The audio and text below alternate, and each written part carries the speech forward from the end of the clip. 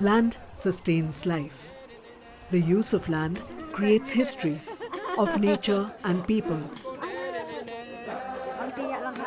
The history of survival, growth and sustainability. One of the primeval practices that supports human survival is farming. It brought the key civilizational shift from food gathering to food production through agriculture.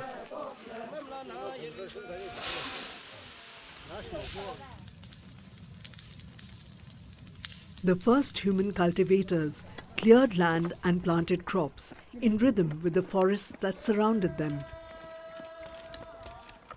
Even today, communities across the world continue this tradition of farming, creating mosaic landscapes with a dynamic balance of managed and natural land covers.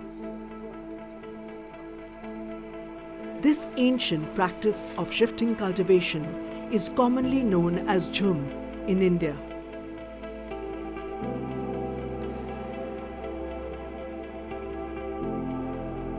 Shifting cultivation landscapes cover an estimated 280 million hectares worldwide, including cultivated fields and different stages of fallows. The largest land area is in Africa, followed by the Americas and Asia. India has nearly 1.73 million hectares under shifting cultivation, with an estimated 623,000 families associated with it. 90% of the practice is known to be in northeast India.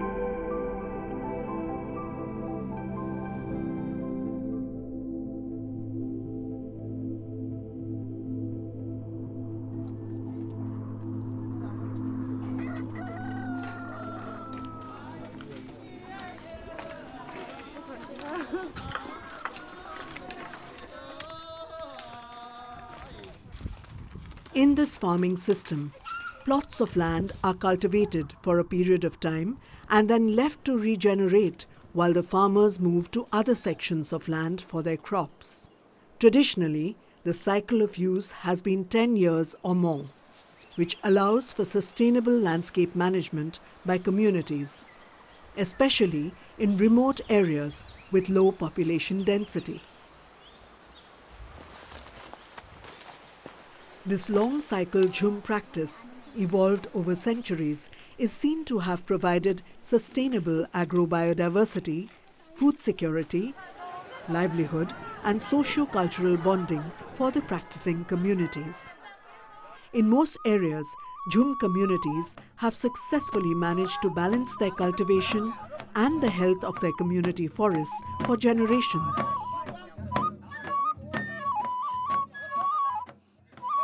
When we talk shifting cultivation, again the misconception that any shifting cultivation is unsustainable. I think we need to be very clear on that. There are many forms of shifting cultivation. There are many forms of shifting cultivation, some are sustainable, some are not, and some are in transition. And so the way the community thinks and makes decisions with regard to sustainability is very different from what others think about the communities.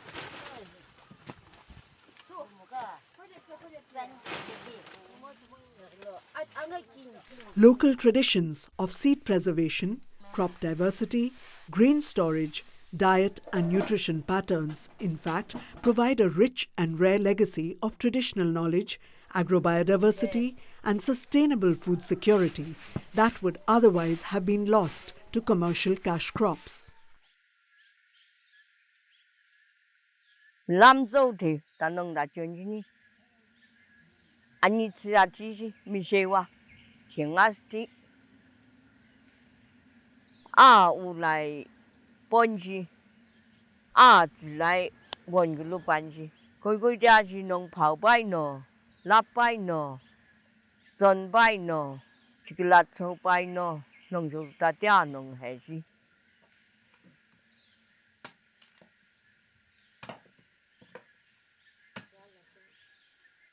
Nông đã chỉ đang yêu gì nhỉ? Người ta chỉ kiếm điều đi, làm hết lo ăn kèm người ta, à bà ta khổ lắm chứ, chỉ lo kiếm lo đào go, à vài sự chỉ là sự à bà chỉ lo thấy chứ.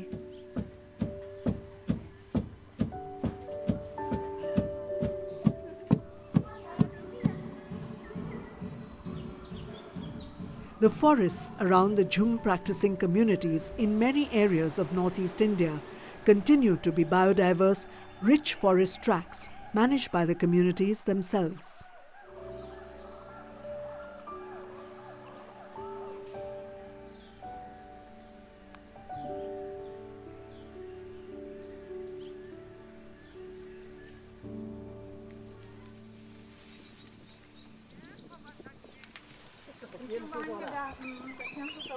However, the prevalent view of shifting cultivation is that it is destructive and degrades land and forests. The term slash and burn has endorsed this perspective. Some experts feel that Jhum cultivation is primitive and unscientific use of land that depletes forests, water and soil resources. This view may hold true of the short, less than 5 years cycle, a distorted shifting cultivation that has emerged in some areas. This can prove to be unsustainable and needs reform. The traditional long cycle Jhum or shifting cultivation, on the other hand, has been practiced for centuries and is not necessarily seen to be destructive or unsustainable. In fact, new global research challenges the prevalent view of shifting cultivation being destructive, and the Food and Agriculture Organization has suggested the need to re-examine such perceptions. The perception is changing since pre-independence days, since the colonial period. Shifting cultivation was considered to be a destructive practice,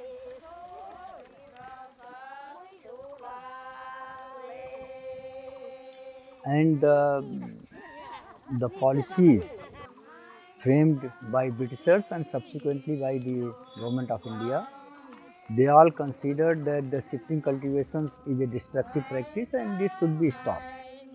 Since we have not been able to stop or even reduce the area under shifting cultivation or reduce the number of families dependent on shifting cultivation, so there are certain things which are contributing to its continuance, and why not to address that? Now people have started thinking that it's not necessary or even required to stop the shifting cultivation, but to modify it and according to Niti Aayog, to transform it and make it more productive, more sustainable. Jhum cultivation or shifting cultivation is a way of life that has been passed by our foreparents, our ancestors to our generation. It is a farming system that has been sustaining our communities since time immemorial by providing us food, by adding social, cultural, spiritual meanings to the people of the land. It is a farming system that is known for its diversity. A family can cultivate more than 50 to 60 crops, food crops, in one plot of Jhum cycles. Thus, it provides food, health, and nutritional security.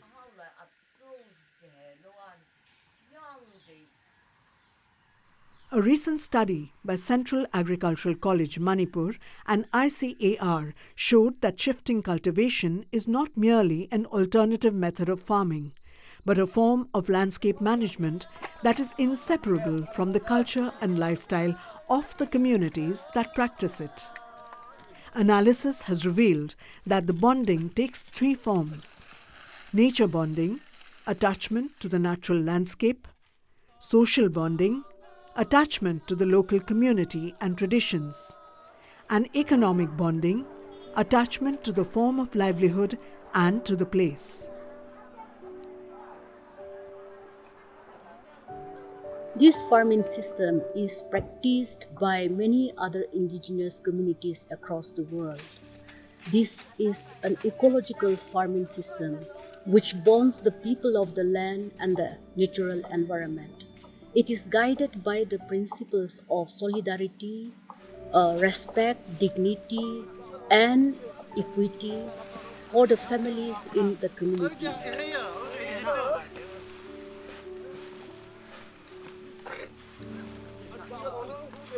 Despite multiple efforts by the states to prevent and transform the practice of Jhum, the practice appears to be deeply embedded in the socio-cultural existence of the communities and is seen to have intergenerational relevance as younger community members imbibe the traditional knowledge and sustainable practice from their elders.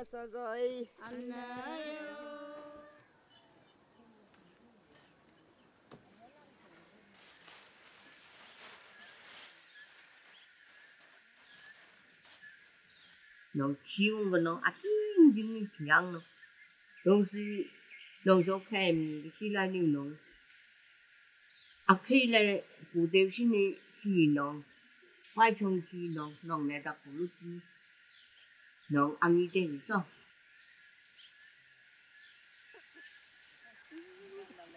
yang thế ở đây đó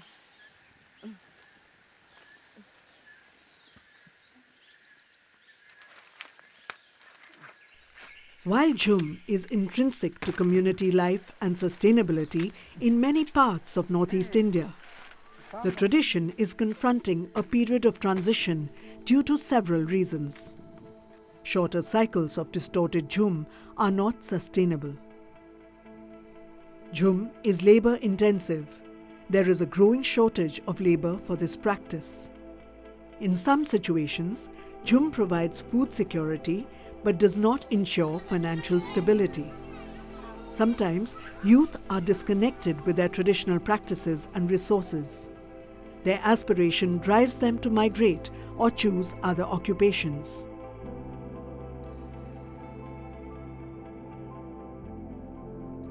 The pattern of decline in Jhum cultivation in northeast India therefore seems to be associated more with the socio-economic aspirations of Jhum cultivating communities rather than with the environmental concerns that are usually attributed to the practice.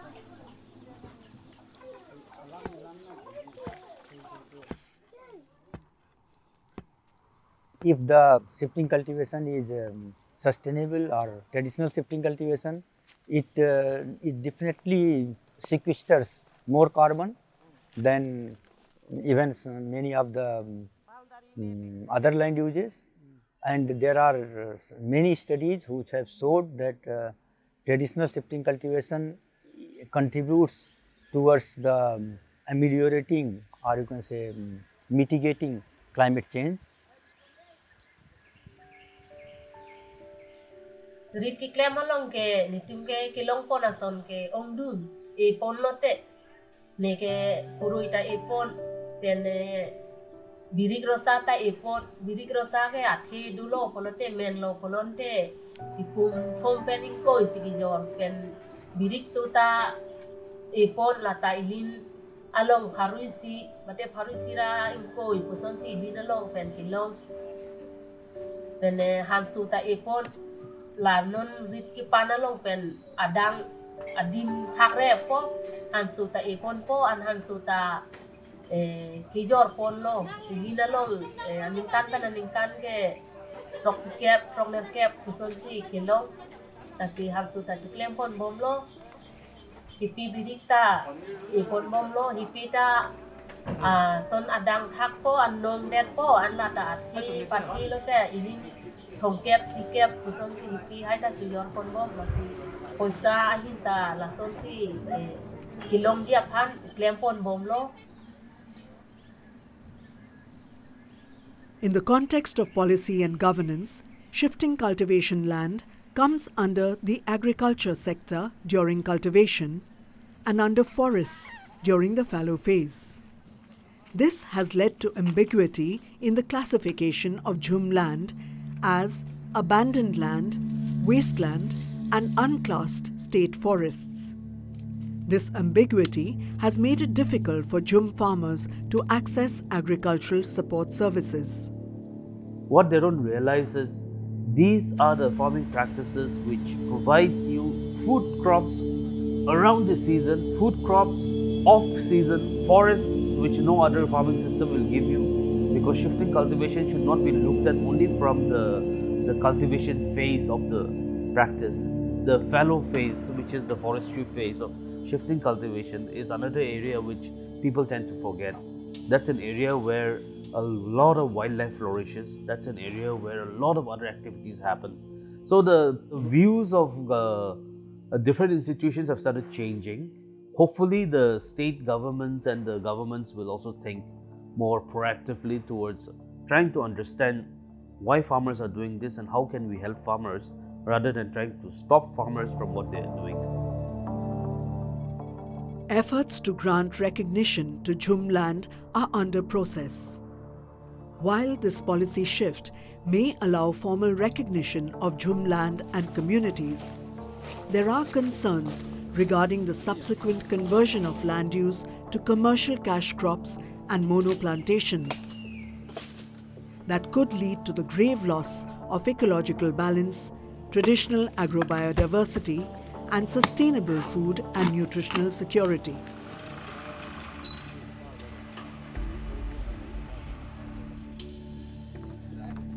Monoplantation is it's a permanent form of deforestation, so you've lost the forest cover.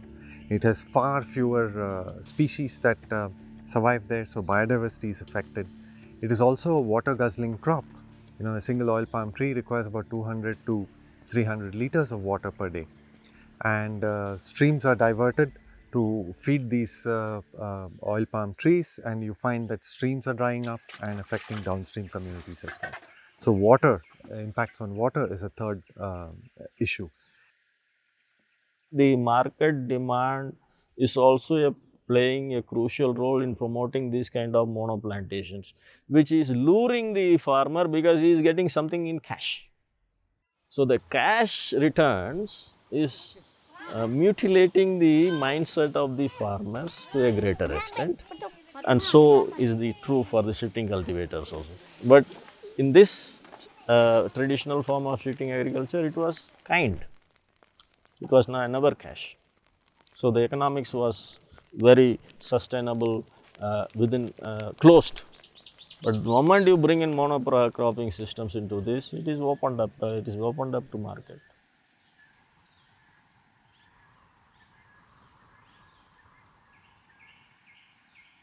You also have the fact that the land title is often given to the men of the household, and women are disempowered in the conversion to a crop like oil palm, which contrasts sharply with the role that they play in the Jhum system, and where the land also continues to remain with the community. A positive future for the sustainability of crop diversity of Jhum agriculture is linked to women and youth in the local communities. Women have the power of knowledge and experience, and youth have the energy and drive to create new opportunities from this traditional practice. A dynamic new frontier can be secured by focusing on the positive aspects of shifting cultivation and bringing in an informed, collaborative, multidisciplinary approach that will create more efficiency, generate local entrepreneurship, and critically preserve the irreplaceable wealth of this millennia-old practice that has linked people to nature at the deepest level of survival, the nourishment of human civilization.